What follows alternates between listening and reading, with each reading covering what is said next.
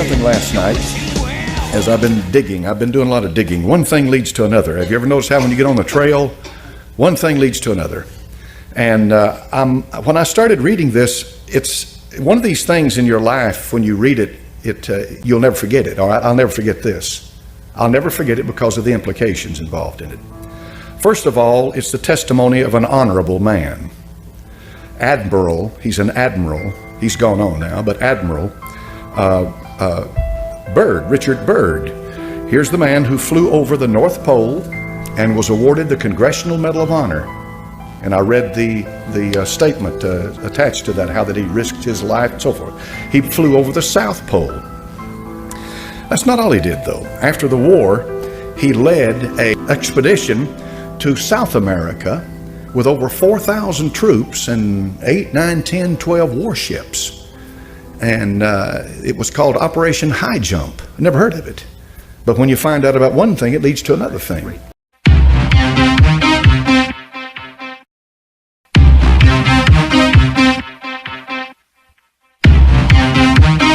What? Whoa.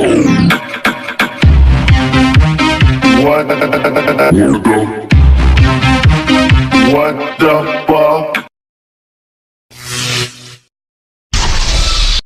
But let's get into it quickly because you're wondering what's going on. The man's an aviator. He's a pilot.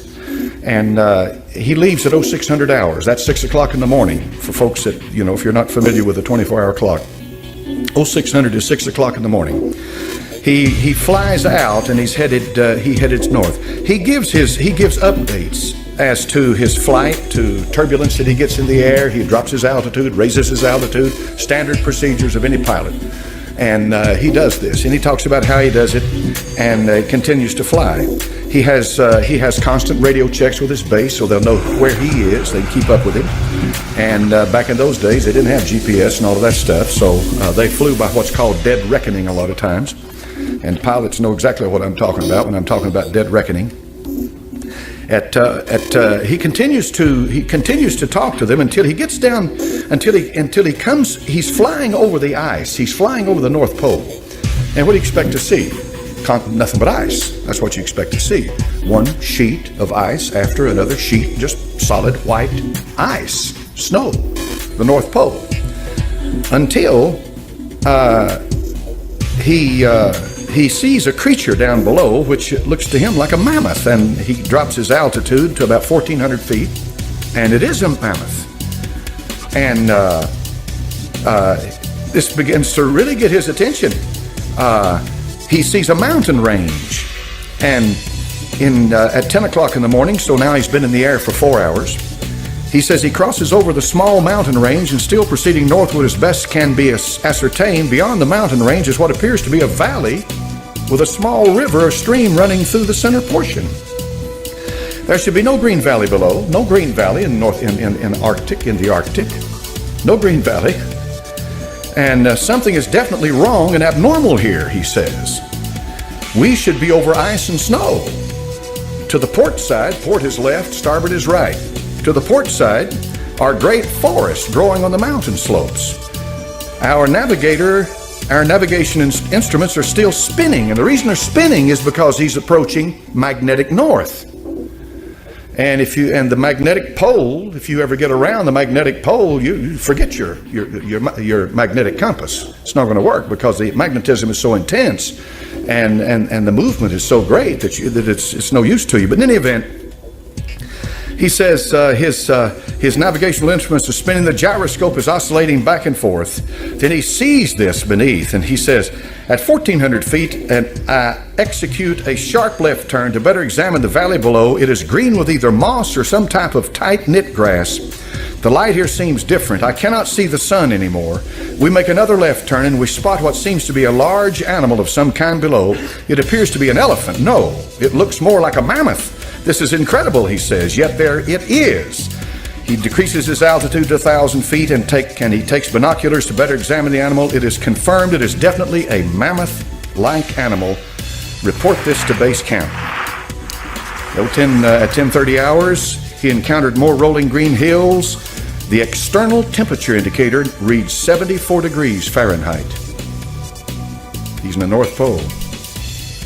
Continuing on our heading now, navigation instruments seem normal now. I'm puzzled over their actions. Attempt to contact base camp, radio is not functioning. And now what follows is one of the most incredible things I've ever read in my life. And let me put it in the context of this. When Satan showed the Lord Jesus Christ the kingdoms of the world in a moment of time, he did just that. He has power. And there are things going on that there is absolutely no physical definition or logical reasoning to, but the existence of it cannot be denied. And this is what's happening here. In 11:30 hours, countryside below is more level and normal. If I may use that word, ahead we spot what seems to be a city. This is impossible. Aircraft seems light and oddly buoyant. The controls refuse to respond. My God, he says, off our port and starboard wings, a strange type of aircraft. They're closing rapidly alongside. They're disc-shaped and have a radiant quality to them. They are close enough now to see the markings on them. It is a type of swastika. This is fantastic. Where are we? What has happened? I tug at the controls again. They will not respond. We're caught in an invisible vice grip of some type. 11:35 hours, our radio crackles and a voice comes through in what appears to, in English, with what appears to be a slight Nordic or Germanic accent. The message is, "Welcome, Admiral, to our domain. We shall land you in exactly 7 minutes. Relax, Admiral.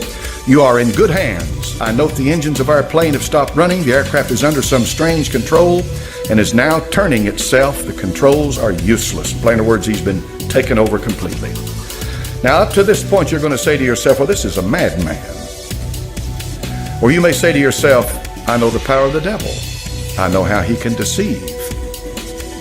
And what follows, he is taken into a city by blonde-haired men who look like these Aryans that Hitler and the rest of them were talking about in Germany. And then he's finally taken to their leader. And when he's taken to their leader, he has a conversation with him. He's their master. And that master tells him that essentially that they've been observing us on top of the earth where we live for a long time, and that we have gotten to the point by killing each other. And they're talking about the atomic bomb that had just been recently dropped on Hiroshima and Nagasaki. You know those two. This happened in 1947, I think this happened. And they were saying that we are going to have to do something with the people who dwell on earth. They tell Admiral Byrd that he's an honorable man, and he asks him, why am I here? They said, because you're chosen to be here. You're a man that we can trust. We're going to tell you what's happening. We're going to tell you all of this. They tell him, they send him back. So he goes back and he tells his superiors. And apparently they tell him to hush this up. This stays hushed until right before he dies, this diary comes out. Because he said, I cannot leave this world without letting humanity know what has happened. I cannot leave. I must tell them what happened. Before we go any further, let's ask ourselves some questions. Number one, did he write this diary? Is this Admiral Byrd's diary? Did he really write this? Number two, if he really did write this, and this is legitimate, this is his diary, then something obviously happened to this man when he was over the North Pole. Something happened. Something obviously happened to this man. Number three, regardless of whatever happened to this man, he's convinced something happened to him, so it's incumbent upon us, what did happen to him when he was over the North Pole? All right? If you press this thing a little further and do a little more studying into it, you'll find out that there's an awful lot of people out there that believe the earth is hollow, that there's not a molten mass in it like they say. Now, if you're a Bible believer, you know this. You know that the heart of this earth, hell, is located. If you believe the Bible, all right? If you believe the Bible. And if you believe the Bible, the book of Revelation makes it very plain that the bottomless pit, which is hell, was opened, and out of that pit came these creatures upon the earth. They're coming out on the earth. They're coming out on the face of the earth. Now, that's a wild thing. This is why a lot of churches in this country, an awful lot of churches in this country, absolutely refuse to read or study the book of Revelation or preach from it, because it has some things in it that just literally blow your mind. And that's one of them, talking about creatures coming up out of the bottomless pit, Apollyon and Abaddon and all of that. But if I'm a Bible believer, I believe it's real. All right. You can get off and you can get way out in left field with a hollow earth theory, all right? And you can get in deep into all of this stuff that I'm just going to present it to you this morning in the context of what we're studying, because we're studying a deceit that's coming on this earth of unbelievable proportions. A deceit, all right, a deceit. Now, we know that Adolf Hitler, when he was Chancellor of Germany, was deep into the occult. We know they didn't do anything unless they consulted their occult masters and prognosticators and what have you.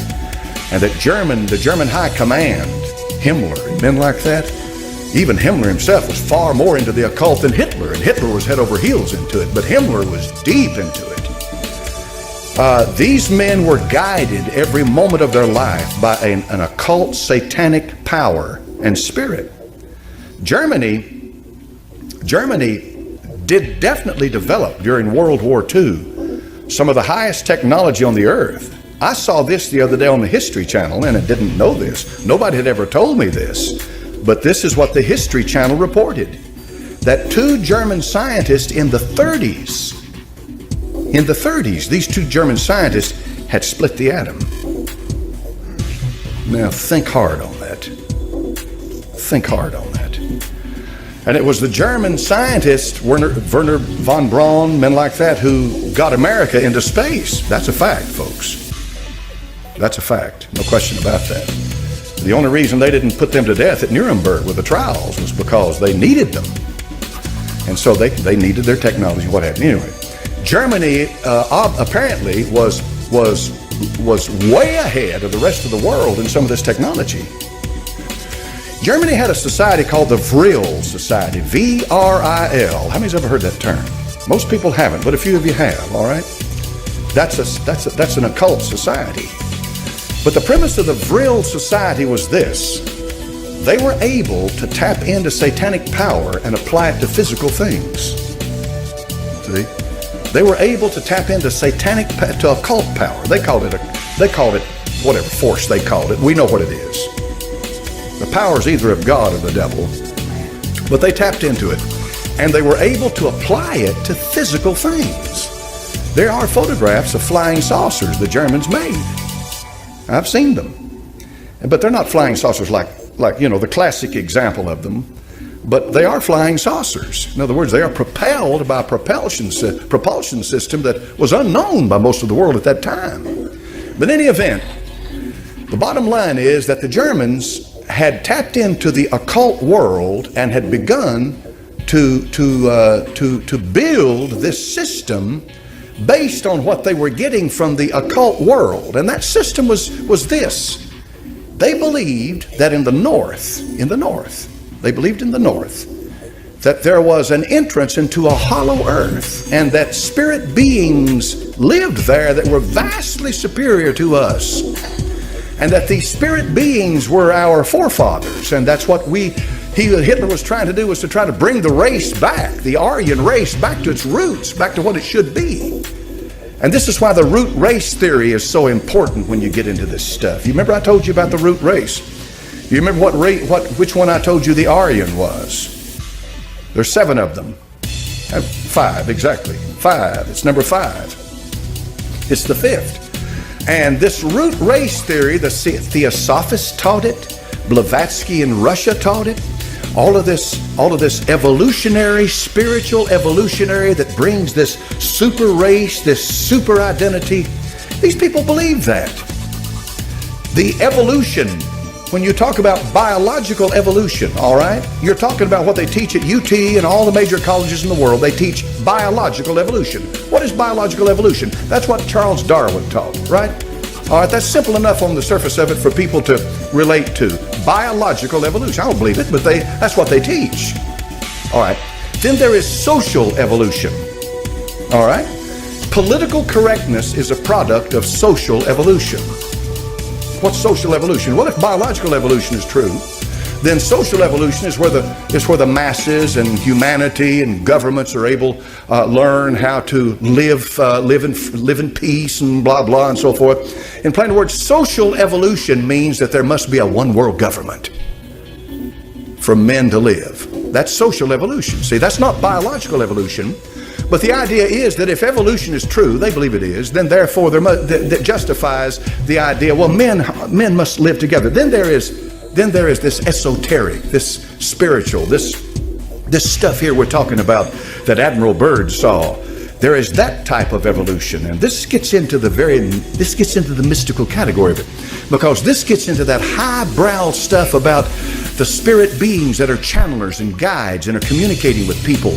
And the U.S. government would never tell you this, but they've had all kinds of experiments into this, and they've got labs, and they've got underground labs, and they're doing experimentation into this stuff, and all of this is going on right now, and people go off on the deep end when they get into it, and you got to be awful careful with it, because you can get into this stuff and you can become possessed by these spirits, because these are demons, and these demons are smart.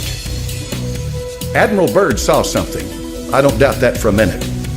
But he did not see a civilization of advanced beings that had evolved to that point. What he saw was either an apparition or a physical manifestation of some spirit power that's demonic. That's what he saw. But it blows my mind to begin to realize how powerful it is. What I'm going to say to you this morning, I want to say it to you, and I want you to take it to heart. When the deception comes, if you're not a born-again believer, you'll be swept away with it. The deception will be greater than you ever imagined in your life. It is going to be profound as to what happens. When Ted Gunderson talked about, and I put it together, he talked about people in the high places are Satanists. What he's talking about, they're Illuminati.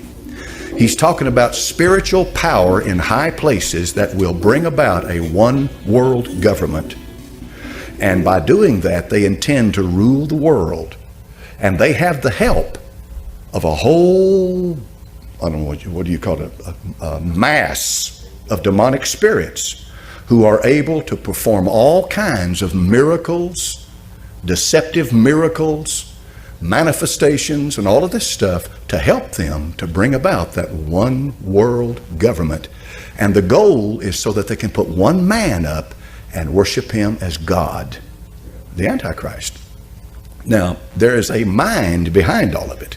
There's a mind directing it, and that mind is the devil, Lucifer. He wants worship. He wants worship. He covets worship. He does. And money's nothing to him. And the souls of men and power's nothing to him. He's got power. He covets worship. That's why he said to the Lord Jesus Christ, you fall down and worship me, and I'll give you the kingdoms of the world. He covets it. Now when you look around yourself, and what I'm talking about, I've talked about Byrd and I've talked about this other stuff. You got to ask yourself the question, well, how long is it going to be then? I mean, they've got all this technology, they got all this stuff going. How long is it going to be before they bring this together and they do it? They're already doing it. It's already happening. It's already happening. When you look outside, how many of you have noticed these little antennas that have a square box on top of them? That's ELF. That's an ELF antenna. You know what that's for? Ostensibly, it's for this. Send frequencies into your head, and you wonder, why is it that I'm thirsty? Or why would I like to have an ice cream? Or what? All of a sudden this desire hits you. It's because they're feeding this stuff into your brain. Now you say, well, now that's crazy, preacher. They wouldn't do that. The government wouldn't do that. Would they?